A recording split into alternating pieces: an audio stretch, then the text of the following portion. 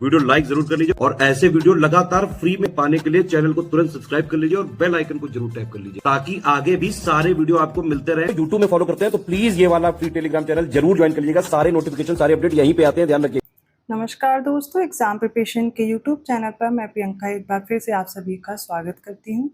UP GK से related हम लोग एमसीक्यू सॉल्व कर रहे हैं। टॉप 500 एमसीक्यूज़ की सीरीज़ ली हुई है मैंने ARO एग्ज़ाम को टारगेट करते हुए, और ये यूपी पीसीएस प्रीलिम्स के लिए भी इम्पॉर्टेंट है। लेकिन अभी तक जो आपने क्वेश्चंस किए थे वो आपको थोड़ा सा टफ लगे। अभी जो क्वेश्चंस ऐड हो रहे हैं वो देखिए यूपी जीके में पहले जो पूछे गए हैं वो भी हैं, और ऐसे भी प्रश्न होंगे जो नए पूछे जा सकते हैं, जिनकी संभावना है। और क्वेश्चन के साथ मैं कोशिश करूँगी आपका वो भी टॉपिक क्लियर कर दूँ जिस टॉपिक से क्वेश्चन पूछा गया। मतलब अगर आपके पास लोक नृत्य से कोई क्वेश्चन आए तो लोक नृत्य से रिलेटेड जितने भी फैक्ट्स हैं वो क्लियर हो जाए। अगर कोई मेला पूछा गया है तो सारे मेले लगभग रिवाइज हो जाएं। तो एक क्वेश्चन में मैं ज़्यादा से ज़्यादा फैक्ट आपको रिवाइज कराने की कोशिश करूँगी। तो अगर आप न्यू हैं इस चैनल पर, डेली दोपहर 1 बजे जीएस सेक्शन की क्लास चल रही है, तो सारे जीएस के सब्जेक्ट कंप्लीट हो रहे हैं टॉपिक वाइज अभी आरओ के लिए। और रात को 9 बजे मॉक टेस्ट चल रहे हैं, जो कि अभी मैंने यूपी जीके के क्वेश्चन ले लिया क्योंकि एक मेजर पार्ट यूपी जीके का भी है आरओ एग्जाम में। ठीक है, और यहाँ पर अगर आप क्वेश्चन ज़्यादा से ज़्यादा सही कर पाएंगे, अभी देखिए जीएस में तो आपने सारे सब्जेक्ट पढ़ लिए हैं, हिस्ट्री, ज्योग्राफी, पॉलिटी, सब कुछ करते जा रहे हैं, लेकिन कहाँ से आप नंबर बढ़ा सकते हैं अपने, तो वो आपके लिए हेल्पफुल रहने वाला है। जैसे यूपी जीके आप अच्छा कर लेंगे तो उसमें और क्वेश्चन आपके इंक्रीज हो जाएंगे, और इसके अलावा आप एग्रीकल्चर के 2-4 जो टॉपिक है जिनसे प्रश्न पूछे जाते हैं वो कर सकते हैं। तो रीजनिंग पे भी फोकस करके क्वेश्चन बढ़ जाएंगे। तो आप उन भी पार्ट पर ध्यान दीजिए, फोकस कीजिए जहाँ से आप क्वेश्चन ज़्यादा से ज़्यादा आप सही कर पाएँ। ठीक है, तो यूपी जीके के मैंने क्वेश्चंस लिए हुए हैं। अगर आप न्यू है चैनल पर, मैंने बता दिया क्लासेस का टाइम, और आप पेड कोर्स में इंटरेस्टेड हैं तो डिस्क्रिप्शन बॉक्स में मैंने नंबर दिया है, स्टडी फॉर सिविल सर्विसेज का आप कोर्स ज्वाइन कर सकते हैं। सारी जानकारी उन नंबर्स पे आपको मिल जाएगी, और कोर्स ज्वाइन करके बेहतर ढंग से शुरुआत से तैयारी कर सकते हैं, जहाँ पर आपको बेसिक जो फाउंडेशन वाली चीज़ें वो पहले समझा के फिर क्लास दी जाएगी और टेस्ट सीरीज कराई जाती है। तो चलिए बिना देर के क्लास स्टार्ट करते। कल कुछ क्वेश्चन हम लोगों ने सॉल्व किए थे, आज उनसे आगे के प्रश्न देखने वाले हैं।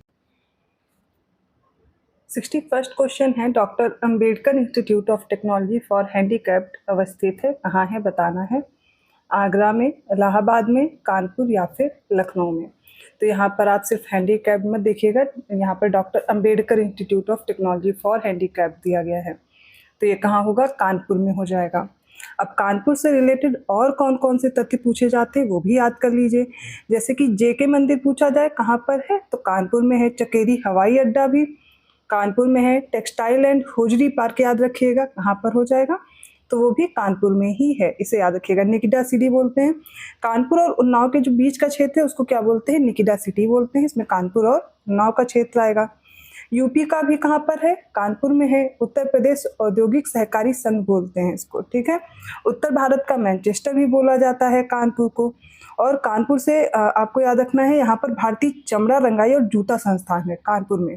ठीक है, भारतीय चमड़ा रंगाई और जूता संस्थान। वाल्मीकि आश्रम भी यहीं पर है। हिंदुस्तान एरोनॉटिक्स लिमिटेड भी कानपुर में है। ठीक है, तो कानपुर से रिलेटेड कुछ तथ्य मैंने बताए हैं, और सबसे इंपॉर्टेंट याद रखिएगा, भारतीय दलहन अनुसंधान संस्थान कहाँ पर है, तो कानपुर में है। ठीक है, चलिए आगे बढ़ते हैं। 62nd क्वेश्चन है, निम्नलिखित युग्मों में से कौन सा सही सुमेलित नहीं है। नोएडा सॉफ्टवेयर और आईटी उद्योग के लिए जाना जाता है। सीतापुर प्लाईवुड उद्योग। गोरखपुर खेल कूद के सामान बनाने का उद्योग। और वाराणसी रेशम उद्योग। अब यहाँ पर गलत हो जाएगा ऑप्शन सी, क्योंकि गोरखपुर मैंने लास्ट क्लास में भी याद कराया था, टेराकोटा के लिए याद करेंगे। खेल कूद का सामान, इसके लिए आपको मेरठ याद रखना है। ठीक है, बाकी सारे आपको सही दिए गए हैं, इनको आप लर्न कर लेंगे। देखिए ये क्वेश्चन बहुत बार रिपीट होकर के आते हैं और अक्सर एग्जाम में पूछे जाते हैं। अच्छी बात है, इसमें अगर आपको 1-2 भी पता है और ये कॉमन से हैं, बार बार वही पूछे जाते हैं, तो तैयार हो जाएगा। ठीक है, एक तरफ उद्योग है, एक तरफ केंद्र है।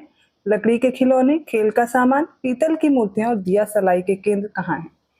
लकड़ी के खिलौने, इसके लिए वाराणसी याद रखेंगे। ठीक है, लकड़ी के खिलौने मैंने मेरठ में भी बताए थे, तो लेकिन वाराणसी भी याद रखेंगे। अभी क्यों, वो मैं बताऊंगी आगे। ठीक है, फिर खेल का सामान मेरठ, और पीतल की मूर्तियां ये मथुरा हो जाएगा।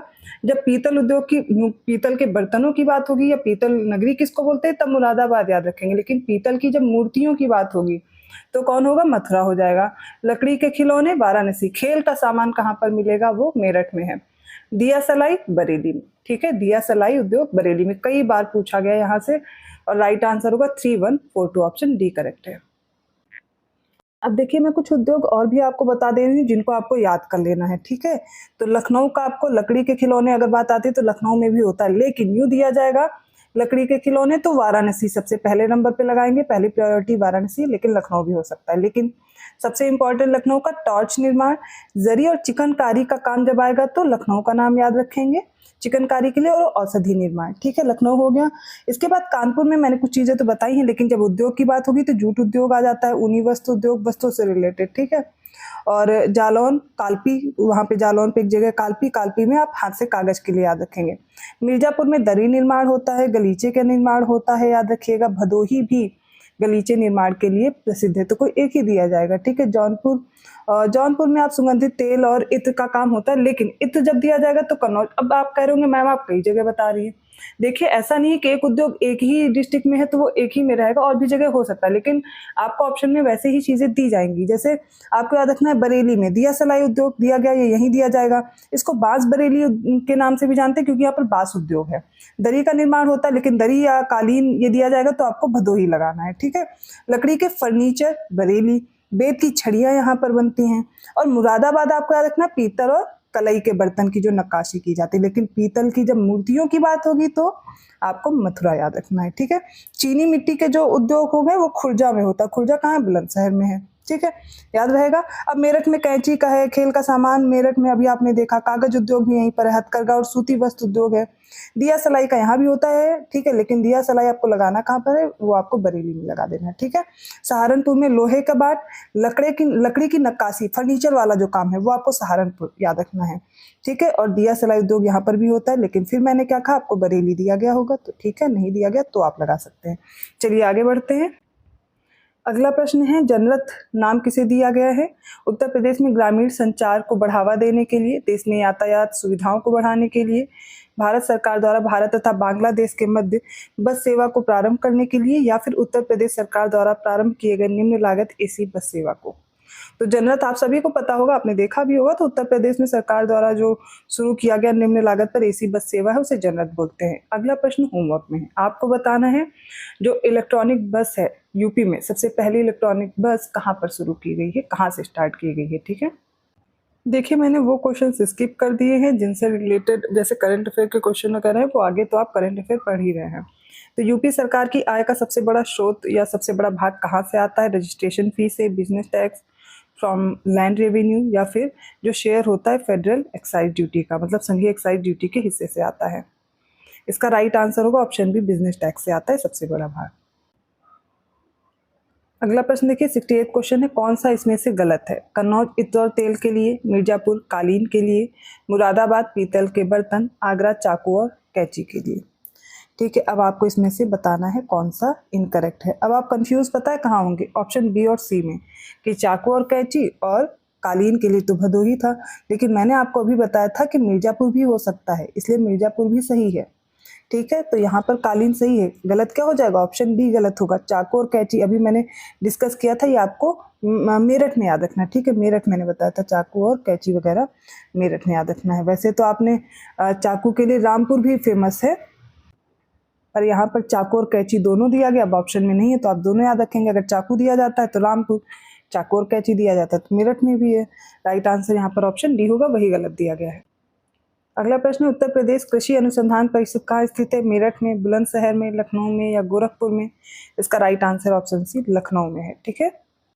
देखिए एग्जाम आपका पास में है तो मैं ये सोच रही हूँ कि आपका अगर एक भी क्वेश्चन आ रहा है तो उससे रिलेटेड और भी जितने फैक्ट्स हो सकते हैं एक साथ हम लोग देख लें। तभी लखनऊ में मैंने देखा, आपको बताया, माफ़ कीजिएगा, कि उत्तर प्रदेश कृषि अनुसंधान परिषद है, ठीक है। तो आपने ये तो देख लिया, इसके अलावा और क्या क्या लखनऊ में आपसे पूछा जा सकता है वो याद रखिए। क्षेत्रीय साइंस सिटी लखनऊ में है, ठीक है।